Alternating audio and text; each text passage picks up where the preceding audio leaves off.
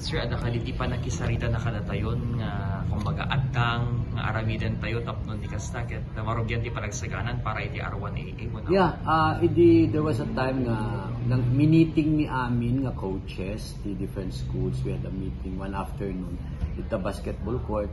Kinasarita namin ida nga we are supporting the sports development program of the city. We will try our very best kunana nga tripit tayo kunana. So I'm very grateful, man, and I'm very thankful to the mayor that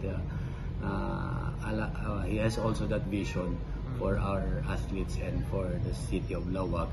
Tapno no bareng can ma-maintain tayo DJ standing tayo regional champion man. Adara dagiti manam na mga maimbitaran nga national coaches man sa. Adan to talaga lata during the training for the R1AA yan. Amo may kadeta kasi detat labanan talaga detat labanan depende sa trainer mo yan, depende sa